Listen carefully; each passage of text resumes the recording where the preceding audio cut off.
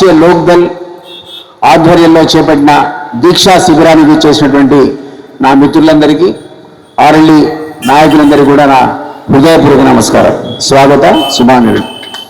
మీకు తెలుసు, ఈ మధ్యకాలంలో కొండా సురేఖ గారు క్యాబినెట్లో పర్సంటేజ్ ఇస్తే తప్ప మంత్రులు పనిచేయట్లేదని చెప్పింది. అంటే ఆమెనే ఒప్పుకుంది. ప్రమాణ స్వీకారం చేసిన మంత్రులు అవినీతి పని చేస్తున్నారని పర్సంటేజ్ తీసుకుంటారని చెప్పినాక ఆ మంత్రులకు క్యాబినెట్లో కొనసాగే నైతిక హక్కు అన్నది లేనే లేదు.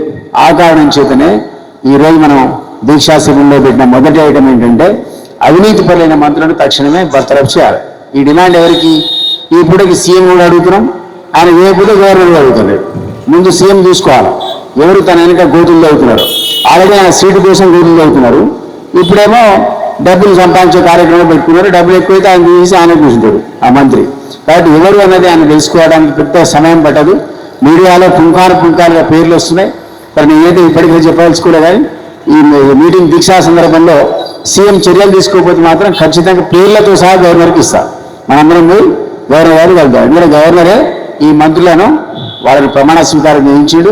వీళ్ళంతా పారదర్శకంగా ఉంటారని, ఆశ్రిత పక్షపాతం ఉండదని, బంధుప్రీతి ఉండదని, అవినీతి రహిత పాలన ఇస్తారని ఆయన సారాంశం. ఏది? ప్రమాణ స్వీకార సారాంశం. మరి ఆ ప్రమాణం మీద వీళ్ళు వాల్యూ ఇవ్వకుండా అవినీతి చేస్తున్నారు కాబట్టి ఈరోజు మనం ఇక్కడ దీక్షలో కూర్చోవాల్సినటువంటి అవసరం ఏర్పడ్డది. రెండవ అంశం ఏంటంటే, మనందరూ తెలుసు నకిలీ విత్తనాలు పెద్ద కంపెనీ న్యూజిలాండ్ సీడ్స్ లాంటి పెద్ద కంపెనీ కూడా ఫేక్ సీడ్స్ సప్లై చేస్తారు. ఎన్నో సందర్భాల లోపల ఈ ఫేక్ సీడ్స్ వల్ల చాలామంది పాపం ఆ రైతులు వేసుకుంటున్నారు, పంట వస్తుంది. ఇక్కడ పంట రాకపోతే వెళ్ళాం. సో దానివల్ల మేము ఏమేమి డిమాండ్ చేస్తున్నామంటే, తెలంగాణ మొత్తం కూడా చాలామంది వేలాది మంది రైతులు ఈరోజు నష్టపోయింది కాబట్టి దయచేసి వాళ్ళని ఐడెంటిఫై చేసి వాళ్ళకి యంత్రాంగంలో ఎవరు నష్టపోయిండు, దొంగ విత్తనాలు ఎవరు సప్లై చేసిండు తెలుసుకోవడం పెద్ద కష్టం కాదు. తీసుకున్న సందర్భంలో వాళ్ళు వేయాల్సింది ఎవరికైతే పంట నష్టం ఉందో వాళ్ళకు 25,000 తగ్గకుండా ఎకరానికి ఇవ్వాలని ఒక డిమాండ్. అదేవిధంగా నకిలీ విత్తనాలు రైతులకు చేరకుండా అట్లాంటి సంస్థల మీద కఠినమైనటువంటి క్రిమినల్ యాక్షన్ తీసుకుంటే తప్ప ఇది ఆగదు. కాబట్టి ఈ బెడద నుంచి నివారణ కోరుకుంటూ కూడా మన రెండో ఐటమ్ కింద పెట్టుకున్నాం. మూడోది, అది కూడా చాలా ఇంపార్టెంట్. 2009 లోపల ఒక చట్టం వచ్చింది, నిర్బంధ విద్యా చట్టం వచ్చింది. ఈ చట్టాన్ని సుప్రీంకోర్టు మ్యాండేటరీ చేస్తున్నారు. ఆ సందర్భంగా అది ఏం చెప్పింది అంటే, ఎస్సీ ఎస్టీ బీసీలు ఎవరైతే ఉన్నారో వాళ్ళందరికీ కూడా 25% ప్రైవేట్ ఇన్స్టిట్యూషన్స్లో ఉచిత విద్య ఇవ్వాలని చాలా గొప్ప అదృష్టం. అది ఒక రకంగా చెప్పాలంటే అది మన రాష్ట్రంలో కేసీఆర్ పీడని ఇంప్లిమెంట్ కావాలి. ఎందుకంటే చట్టం వచ్చింది 2009లో, 2014లో రాష్ట్రంలో వచ్చింది. కాబట్టి అది అమలుకు నోచుకోవడం వల్ల ఎంతోమంది ఎస్సీ ఎస్టీ బీసీ మైనారిటీ వికలాంగ పిల్లలందరికీ కూడా ఈ ప్రైవేట్ స్కూల్లో చదివే భాగ్యం కలగట్లేదు. కష్టపడి కింద మీద డబ్బులు కడుతున్నారు, ఫీజులు కడుతున్నారు, పోతున్నారు, వేరే విషయం. అది పెద్ద గుదిబండలాగా వీళ్ళకి పరిణమించింది. ఏది? ఈ విధమైనటువంటి ప్రైవేట్ స్కూల్లో చదువు. అట్లా కాకుండా ఫ్రీ ఎడ్యుకేషన్ అనేది ఇచ్చినట్టయితే 25% ప్రతి స్కూల్లో 25% ఇస్తే ఒక అంచనా ప్రకారం దాదాపు 5-6 లక్షల మంది పిల్లలకు ఉచితంగా ఈ కార్పొరేట్ స్కూళ్ళలో ప్రైవేట్ స్కూల్లో విద్య లభిస్తారనేది ఒక అంచనా. అది ఈరోజు మనం చూస్తున్నాం. కార్పొరేట్ వైద్యానికి పోతే మన పక్కకి ఒక వైట్ కార్డ్ అని ఉంటాడు. ఎందుకు? ఇది ఫీజు రియంబర్స్మెంట్ వాళ్ళు చేస్తున్నారు కాబట్టి. దాన్ని ఏమంటారు రియంబర్స్మెంట్, మెడికల్ రియంబర్స్మెంట్. కార్పొరేట్ ఆసుపత్రుల్లో మెడికల్ రియంబర్స్మెంట్ ఆ ఆసుపత్రులకు పేదవాడికి ఇచ్చినా వైట్ కార్డుకి ఇచ్చినా కూడా రియంబర్స్మెంట్ ఉంది కాబట్టి ఏ పేదవాడైనా సరే వైట్ కార్డు ఉంటే పోయి కార్పొరేట్ ఆసుపత్రిలో వైద్యం తీసుకునే సౌకర్యాన్ని గతంలో పాపం రాజశేఖర రెడ్డి గారు కల్పించండి, ఆరోగ్యశ్రీ పథకం అది. సో అట్లానే ఇప్పుడు కనుక 25% పిల్లలకు కనుక ఫ్రీ ఎడ్యుకేషన్ అనే రైట్ కనుక ఇస్తే ఆ క్రెడిట్ పాపం రేవంత్కే వస్తుంది. తీసుకో ఆ క్రెడిట్. దాదాపు 8 రాష్ట్రాలు దేశంలో దీన్ని ఇంప్లిమెంట్ చేస్తున్నాయి. కానీ మన రాష్ట్రంలో కేసీఆర్ పండుకున్నాడు అంటే బిజీ ఉన్నాను ఫామ్లో. కానీ ఇప్పుడు పాపం మన ఈ దొరగారు, ఈ రేవంత్ రెడ్డి గారు కూడా అట్లే పండుకున్నాడు. 2 ఏళ్ళు అయింది. యాక్చువల్లీ ఈ యాక్ట్ 2009 ఇచ్చింది కాంగ్రెసే. అందరికంటే ముందు రేవంత్ రెడ్డి మొదలు పెట్టాలి. కాంగ్రెస్ ఇచ్చిన చట్టాన్నే ఆయన ఖాతరు చేసినట్టు ఆలోచించండి. కాబట్టి మేము ఇది కూడా 3వ అంశం మీరు డిమాండ్ చేస్తూ, ఈ 3 అంశాలు కూడా ప్రజలకు సంబంధించినవి కాబట్టి, మన భవిష్యత్తుకు సంబంధించినవి కాబట్టి దీన్ని డిమాండ్ చేస్తూ దీక్షలో మనం కూర్చున్నాం. మీరందరూ కూడా నాతో పాటు కూర్చున్నందుకు మిమ్మల్ని అభినందిస్తూ ఈ వాయిస్ ఏదైతే మనం ఇక్కడి నుంచి రేజ్ చేస్తున్నామో పేపర్ల ద్వారా యాడ్స్ ఇచ్చినాం. నేను అనుకుంటే ఈ పాటికి పొద్దునే పాపం సీఎం రేవంత్ రెడ్డి గారు చదువుకుంటాడు.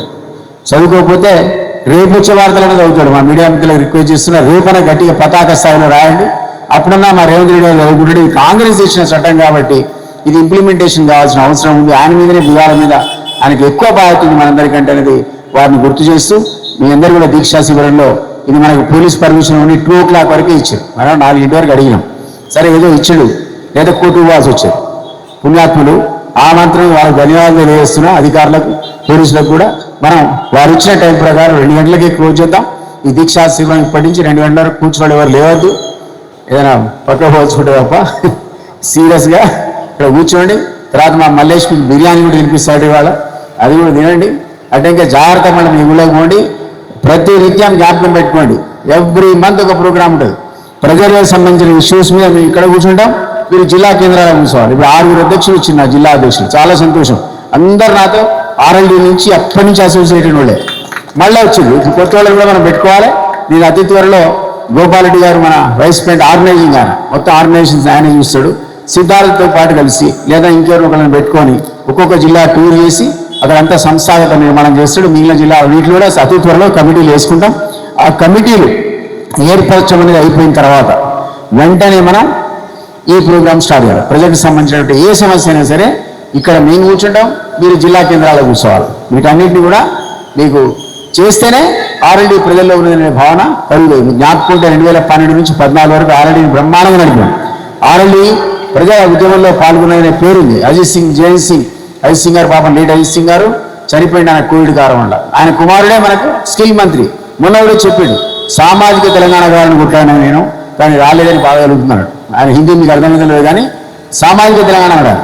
సామాజిక తెలంగాణ లక్ష్యంతో నేను తెలంగాణ ప్రజలతో కలిసి కొట్లాడినా, కానీ ఇప్పటికి కూడా ప్రజలకు నిధులు, నీళ్లు, నియామకాలు, ఆయన వచ్చిరాని తెలుగురా ఆ 3 words వాడు, నిధులు, నీళ్లు, నియామకాలు ఇప్పటికి కూడా అమలుకు నోచుకొని తెలంగాణ కాబట్టి RLD తిరిగి పునరుద్ధరిస్తున్నా అని మన వెంట ఉంటానని భరోసా ఇచ్చాడు.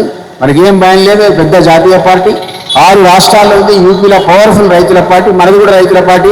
రైతుల గురించి కూడా మనం తీవ్రంగా పోరాల్సిన అవసరం ఉంది. ఒక ఐటమ్ అయితే రైతులు ఎంచుకున్నాం, కానీ రాబోయే రోజుల్లో మిగిలిన అంశాల పట్ల కూడా రైతులను మనం చైతన్యవంతులు చేయాలి. మన యువకులను చైతన్యవంతులు చేయాలి. యువకులను రాజకీయాల్లోకి మీరు ఆకర్షించాలి. మాదేమి మా టైం అయిపోయింది. మేము కోరుకుంటున్నాం యువతకే పరిపాలనా పథకాలు రేపొద్దున రాబోయే రోజుల్లో అందించాలనేటువంటి ఒక సంకల్పం కూడా మాకుంది. యువత ఉంటేనే కరప్షన్ జోలికి పోరు. 20 ఏళ్ళకు 30 ఏళ్ళకు అప్పుడు ఆలోచన వస్తుండొచ్చు, కానీ కరప్షన్ అనేది యువతకు ఇంకా అంటారు. అట్లాంటి వాళ్ళు పరిపాలన చేయాలి. కానీ ఈ కరప్షన్ చేసే కొండ సురేఖ, బట్టి విక్రమార్క ఆయన పర్సంటేజ్ లేని బిల్లులే కట్టాడు పాపం. వీళ్ళందే ఎందుకండి మనకు. ఆ మధుప్రియ మంచిగానది భూములు పేలాలు ఎరుకోవడానికి తీసుకొచ్చి అవార్డులు ఇస్తున్నారు తెలంగాణ. రవిడమే ఆ పిల్ల రవిడమే. వీళ్ళంతా ఎక్కడి నుంచి వచ్చింది? 9 ఏళ్ల నుంచి ఆ అమ్మాయి గజగత్వం మనతో పాటు విపరీతంగా తెలంగాణ పాటలు పాడి. మరి మధుప్రియ గారికి ₹1 కోటి వేయలే. విమలక్క 70 రోజులు జైలు పోయింది. ఎందుకు వేయలే? ఎందుకు మర్చిపోయారు? కేశవరావు జాదవ్ ఆటోలో పోయాడు. ఆటోలో పోయి ఎవడో ఎంపీగా పోటీ చేసింది ఇందిరాగాంధీ మీద ఆటోలో. అట్లా కేశవరావు జాదవ్ జీవితకాలం పోరాడి చనిపోతే కేశవరావు జాదవ్ కుటుంబానికి కేసుగా ₹1 కోటి, కొండలక్ష్మి బాబుకి కేసుగా, జయశంకర్ సార్కి కేసుగా. అని ఎక్కడేనండి వీళ్ళు? ఈ సుద్దాల అశోక్ పేద తెలంగాణ పాట మాట్లాడక నేతిలే. గోరెడ్డి వెంకన్నకి ఆల్రెడీ ఎమ్మెల్సీ ఇచ్చినా ఆయన ఎప్పుడు వేరే పాటలో వాడతాడు. మంచిదే, గొప్ప కళాకారుడు. ముందు మాకి తెలంగాణకి ఇచ్చినాక నువ్వు ఇవ్వాలి. ఇవన్నీ చూస్తుంటే అప్పటి తెలంగాణ హామీలు ఏవి కూడా అమలుకు నోచుకోలేదు. అసలు తెలంగాణ ఉద్యమంలో పాల్గొనడానికి సర్టిఫికేట్ రాదు. వీడు ఉద్యమకాడే, అది కూడా నోచుకోకూడదు. చచ్చిపోయిన ఇంటికి ఉద్యోగం ఇవ్వచ్చు కదా. 12,000 మంది చనిపోలే అనుకుందాం, 500 600 అనుకుందాం. 600 ఉద్యోగాలు నెంబర్ 1 ప్రియారిటీ మీద ఇవ్వాలి కదా. ఇచ్చినాక వేరే పనులు పెట్టుకోవాలి. అది కూడా జరగదు. అన్ఫార్చునేట్లీ ఉద్యమకారులను బీఆర్ఎస్ ప్రభుత్వం వచ్చినాక కూడా, మన ప్రభుత్వం వచ్చినాక కూడా రెగ్యులేట్ చేసింది. ఆ తర్వాత వచ్చినటువంటి కాంగ్రెస్ ప్రభుత్వం కూడా అదే పందాలు నడుస్తుంది. సమైక్యవాదులను, దొంగలను, మనను కాల్చిన వాళ్ళని తీసుకొచ్చి మంత్రివర్గంలో పెట్టుకుంటే ఇంతకంటే సిగ్గుచేయట్లేదు. కాబట్టి నేను అంటున్నా, మనం మరోసారి పోరాటాల పందా బట్టి ప్రజలకి అధికారాన్ని ఇప్పించే దిశగా మనం అంటే అవినీతి రహిత పరిపాలన, యువకుల పరిపాలన ఉంటే తప్ప మన రాష్ట్రం నిధులు, నీళ్లు, నియామక అమలుకు నోచుకోదు. దీనికోసమే మనం పోరాడుతున్నాం. దీంట్లో నేను మీ వెంబడి కొస్తగంటా ఉంటా. మీ అందరూ కూడా జిల్లాల్లో గట్టిగా పోరాట కార్యక్రమాలు నిర్వహించాలి, మన వాయిస్ వినిపించాలి. తద్వారా ఒక నిర్మాణం జరిగితే రాబోయే లోకల్ బాడీ ఎలక్షన్స్లో మనం చాలామందిని గెలిపించుకుందాం. ఆ రోజుల్లో 2012-15లా మనం ఇంకా ఎవరితో అలయన్స్ లేకుండా కొత్తగూడెంలో మన ఇక్కడ ఉన్నారు ఇద్దరు, మన జానీ ఉన్నాడు, జీవి ఉన్నాడు. కొత్తగూడెంలో మనం ఒక అభ్యర్థిని మన బీఫామ్నే గెలిపించుకున్నాం. ఎవ్వరు లేరు మనకు అలయన్స్. అప్పుడే 3 సర్పంచ్ గెలిపించాం. ఆ రోజుల్లో 3 సర్పంచ్ గెలిపించినాం. ఇప్పుడు మనకు అలయన్స్ ఉంటుంది, మనకు తెలిసి ఉంటుంది. ఎందుకంటే ఎన్డీఏలో ఉన్నాం, బీజేపీతో మిత్రపక్షంగా ఉన్నాం కాబట్టి ఇక్కడ ఖచ్చితంగా అంతలా బీజేపీ లేదు కాబట్టి కొన్ని చోట్లనే మనకి సీట్లు గ్యారంటీ వస్తాయి. కాబట్టి మీలో చాలామంది సిద్ధపడాలి. రేపు కార్పొరేటర్లుగా నిలబడడానికి, ఖచ్చితంగా కౌన్సిల్ నిలబడడానికి మీరు సిద్ధపడితే మేము అన్ని రకాల తోడ్పడతాం. నా పని అది, మిమ్మల్ని గెలిపించే కార్యక్రమం వేరే లేదు. సో మీరందరూ చిత్తశుద్ధితో పనిచేయాలని కోరుకుంటూ ఈ దీక్షను కొనసాగిద్దాం. ఇంకేమైనా మాట్లాడించుకుంటూ గారు వెళ్తాం.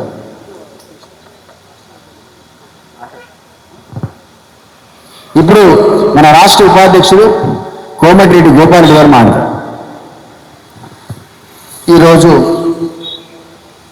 ఈ దీక్షా శిబిరానికి అధ్యక్షత వహించిన రాష్ట్ర లోక్దళ్ నాయకుడు మన ప్రీతమ ఎమ్మెల్సీ దిలీప్ అన్న గారికి, అదేవిధంగా ఈరోజు రాష్ట్ర జనరల్ సెక్రటరీ, అదేవిధంగా మిగిలిన మిత్రులు, జిల్లా నుంచి వచ్చిన అందరూ కూడా, జిల్లా నుంచి ప్రతి ఒక్క వ్యక్తులు, ప్రెసిడెంట్లు, సెక్రటరీలు, టీం అందరూ కూడా వెల్కమ్ చేస్తూ ఈరోజు నిజంగా ఈరోజు సామాజిక తెలంగాణ అనే విషయాలలో నిజంగా ఈరోజు మనం వెనుకబడినట్టు ఒకసారి అనిపిస్తుంది. ఒకసారి వ్యవసాయంలో కానివ్వండి, ఎడ్యుకేషన్లో కానివ్వండి, కొన్నిట్లో మనము వెనుకబడిన పరిస్థితులు కనిపిస్తున్నాయి. మీకు తెలుసు, ఈరోజు గవర్నమెంట్ తలుసుకొని ఈరోజు ప్రతి ఒక్కరు కూడా ఇవాళ ఒక మంచి గాలి, మంచి నీరు, మంచి ఆహారం ఇచ్చే పరిస్థితిలో మనం ఎవరు లేము. దానికి రాబోయే తరము ఎన్ని వేల కోట్లు సంపాదించిన మన పిల్లలకి ఈరోజు అట్లా ఇవ్వలేకపోతున్నాం. కాబట్టి గవర్నమెంట్ ప్రతి ఒక్కరు కూడా ఆలోచించి ఈరోజు అన్నిటిలో అటు బాధ్యత తీసుకోవాలి. రేపు ఎస్పెషల్లీ వ్యవసాయం తీసుకుంటే వ్యవసాయం ఎవరు చేసే పరిస్థితి లేదు. ఈరోజు 80-90% నుంచి 60-40-50 వరకు పడిపోతుంది కంప్లీట్గా. వాళ్ళకి గిట్టుబాటు ధర లేక, అదేవిధంగా నకిలీ విత్తనాలు, మెయిన్గా నకిలీ విత్తనాలు ఎన్నో కష్టాలు పడి వాళ్ళు చేసుకున్నప్పుడు విత్తనం వేసిన తర్వాత విత్తనం మొలకెత్తినా కూడా ఈరోజు తన పంట వచ్చే పరిస్థితి లేదు. కాబట్టి అవి చాలా దౌర్భాగ్యమైన పరిస్థితి. ఎంతో కొంతమంది ఈరోజు వ్యవసాయం చేయడానికి ముందుకు వస్తున్నారు. ఆ ముందుకు వచ్చిన వ్యక్తుల్ని కనీసం వాళ్ళు కాపాడుకోవాల్సిన బాధ్యత ప్రభుత్వాన్ని ఉంటుంది, ఇదేదా లోకదళ్ళు కూడా ఉంటుందనే ఆలోచన. ఎందుకంటే మీరు అందరూ కూడా ఆలోచించాలి. రాబోయే కాలంలో రైతులే లేకపోతే ఆహార క్షోభం ఏర్పడే పరిస్థితులు ఉన్నాయి. ఇప్పటికే మీకు తెలుసు, ఒక 10-20 సంవత్సరాల్లో 1 బస్తా యూరియా వేసిన వ్యక్తులు ఈరోజు 20 బస్తాలు యూరియా వేయకపోతే ఇలా పంట వచ్చే పరిస్థితి లేదు. కాబట్టి ప్రతి ఒక్కరు కూడా ఆలోచించుకోవాల్సిన విషయం ఏంటంటే ఈరోజు ఒక సేంద్రియ వ్యవసాయానికి నేను ప్రియారిటీ ఇవ్వాల్సిందిగా రిక్వెస్ట్ చేస్తున్నాం మా తరఫు నుంచి. సేంద్రియ వ్యవసాయం ఈరోజు మనం ప్రోత్సహించలేకపోతే రాబోయే తరం నిర్వీర్యమయ్యే పరిస్థితులు ఉంది. కాబట్టి గవర్నమెంట్ ఈరోజు ఆలోచించి సేంద్రియానికి ఎక్కువ ప్రియారిటీ ఇవ్వగలిగితే తప్పకుండా తన రైతులు తన సేంద్రియానికి చేసే పద్ధతులు ఉంటాయి. దానికి ఈరోజు వెసులుబాటు కల్పించాలి. మధ్య దళారీలు ఎక్కువ కావడం వల్ల ఈరోజు రైతులకు ఎక్కడ కూడా గిట్టుబాటు ధర లేదు. అదేవిధంగా ఈరోజు రైతులను చూస్తే ఖర్చు చూస్తే చాలా భారీడు, ఇన్కమ్ చూస్తే చాలా చారిడు. ఎందుకంటే లాస్ట్కి వచ్చేసరికి 2 రూపాయల కిలో టమాటాలు ఒక పడబోసే పరిస్థితి ఉంది. కూరగాయలు ఏర్తే దానికంటే అమ్మితే దాన్ని తక్కువ ధర వచ్చిన పరిస్థితులు ఈరోజు రైతులున్నారు. కాబట్టి రాబోయే తరానికి వ్యవసాయమే లేకపోతే, వ్యవసాయం లేకపోతే ఆహార సంక్షోభం విపరీతంగా ఉంటుంది. కాబట్టి దయచేసి ప్రభుత్వాలు ఈరోజు ఆలోచించుకొని ఈరోజు సేంద్రియ వ్యవసాయానికి ప్రియారిటీ ఇచ్చినట్లయితే తప్పకుండా వ్యవసాయదారులు కనీసం కొంతమంది వ్యవసాయానికి మొగ్గు చూపుతారు. మన యొక్క కల్చర్ని, మన భారతదేశం యొక్క ప్రకృతి ఆహారాలు అందరూ కూడా ముందుకు తీసుకెళ్తారు. నెక్స్ట్ జనరేషన్ వాళ్ళు చేయగలిగితే మాత్రమే బాగుంటుందని ఆలోచన. అదేవిధంగా ఇక్కడ ఈరోజు వచ్చిన ప్రతి ప్రెసిడెంట్ కూడా ఎంతో కష్టపడి ఈరోజు దీన్ని డెవలప్ చేస్తున్నారు. మీ దగ్గర కూడా ప్రతి ప్లేస్లో కూడా వాళ్ళకి రిప్రజెంటేషన్ ఇచ్చి రైతులను ప్రోత్సహించే విధంగా మీరు చేస్తారని ఆశిస్తున్నాము స్టేట్ నుంచి. అదేవిధంగా ఈరోజు మరి చదువు విషయాలకు వస్తే, చదువు విషయాల్లో ఈరోజు నిజంగా మనం వెనుకబడిపోతున్నాం. మీరు అర్థం చేసుకోవాల్సిన విషయం ఏంటంటే చదువు లేకపోతే రేపు రాబోయే కాలంలో చాలా ప్రాబ్లమ్స్ ఉంటాయి. కాబట్టి అందరికీ చదువు అందుబాటులో ఉండి చదువుని బలోపేతం చేస్తే తప్పకుండా పిల్లలు తనకు తాను గొప్పవాళ్ళు అవుతారు. తన గొప్పవాళ్ళు అయి తన ఫ్యామిలీకి, తన నేషన్కి ఒక బాధ్యతాయుతమైన పిల్లలు తయారు చేసిన రెస్పాన్సిబిలిటీ మనకు ఉంది. కాబట్టి ప్రభుత్వాలు కూడా అర్థం చేసుకొని ఈ విషయము ముందు తీసుకెళ్తారని ఆశిస్తున్నాం. ఈ విధంగా ఈరోజు ఇక్కడ వచ్చిన పెద్దలందరికీ ఈరోజు మన యొక్క ఆశయాలు, రాష్ట్రీయ లోక్దళ ఆశయాలని ఈరోజు ప్రతి నిమిషం ప్రతి మనుషులు తీసుకెళ్లి రాష్ట్రంలో కానీ ఇవాళ భారతదేశం మొత్తంలో ఈరోజు మన ఆర్గనైజేషన్ ఉంది కాబట్టి దాన్ని డెవలప్ చేసుకుంటూ ప్రతి ఒక్కరు కూడా నడుము కట్టి దాని ఆశయాలను అనుగుణంగా మన ప్రీతమ నేషనల్ ప్రెసిడెంట్ గారు నిజంగా is very happy, is very young and dynamic, he will do the wonderful project. ఈరోజు బీజేపీ తోటి టైఅప్ ఉన్నాం మనం. ఈరోజు అటువంటి మంచి ఆపర్చునిటీ మనం యూజ్ చేసుకోగలిగితే తప్పకుండా రేపు రాబోయే కాలంలో మనం ఈరోజు 10 మందికి హెల్ప్ చేస్తాము. అదేవిధంగా స్కిల్ యూనివర్సిటీస్ మనం ఈరోజు చేసుకొని పిల్లలకు స్కిల్ డెవలప్మెంట్ చేసినట్లయితే పిల్లలకు తనకు తాను బతుకుతారనేది మా ఆలోచన. స్కిల్ లేకపోతే పిల్లలు ఈరోజు ఉన్న ఎడ్యుకేషన్ సిస్టంలో స్కిల్ లేకపోవడం వల్ల చాలా ఇబ్బందులు ఉన్నాయి. స్కిల్ నేర్పాల్సిన బాధ్యత ఆ స్కూల్ది, అది గవర్నమెంట్ది కాబట్టి తనకు తాను బతికే విధంగా చేస్తారని ఆశిస్తున్నాం.